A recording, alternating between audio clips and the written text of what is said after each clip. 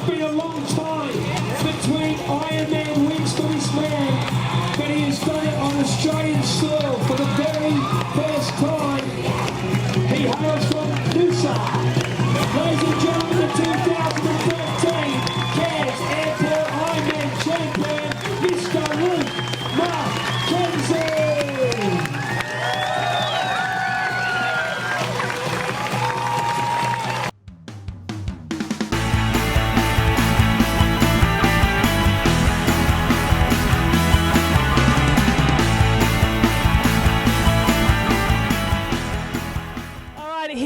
With one very happy man after taking out the title at Ironman Cairns. You said before you haven't won since 2010, so it is a sweet, sweet victory.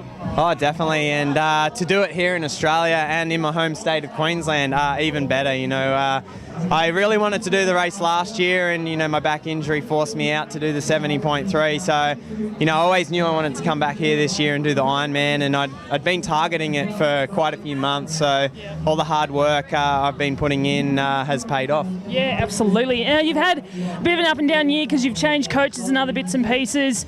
You said to me the other day that you're sort of looking after yourself. You know your body well after all of these years. Have you made many changes leading into this race? Yeah, I think the thing for me was I had a look at, you know, what I had been doing previous to going to a coach, and then what I had been doing, and I just went back to what was the formula that got me my Ironman titles, and a lot more bike specific stuff now, and you know, it showed today. I felt great on the bike. Just, you know, I had a really bad swim, and I'd been swimming really well, so it was a bit flustered after that because I didn't feel comfortable in the water. Maybe it was it's quite warm in there, and the wetsuit was a bit hot, I don't know, and I had a bit of breathing issues. But you know, as soon as I got on the bike, I felt great, and I bridged straight across to Clado, and you know, unfortunately, got a drafting penalty in Port Douglas, but that meant I had to go solo for the rest of the day, and I had to commit to the move.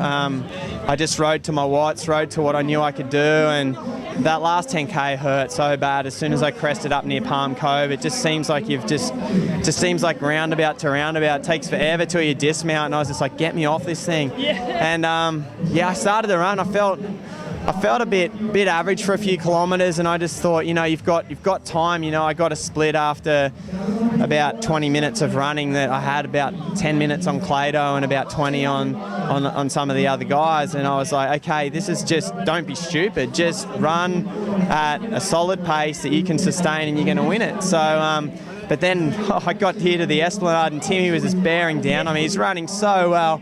And, you know, obviously from the big bike effort, I was really hurting. And I got to that last 8 kilometres, and I knew I would get it, but I really had to dig deep for it. Having my family and friends out there definitely helped. And how do you feel comparing yourself to being the hunted versus the huntee? You know, how's that feel mentally?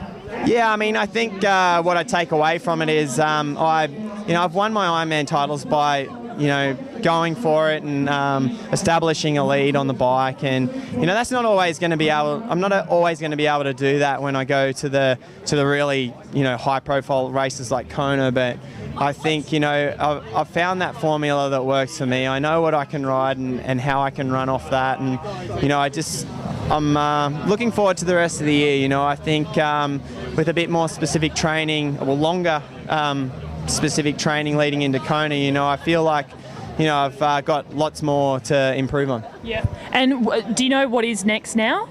To tell you the truth, it really opens up the rest of the season. I think I've qualified for Kona now with that, and it really means that, you know, I can afford to take a little bit of a mid-season break now and just rest up for the back end of the year. Obviously, I want to do really well in Kona.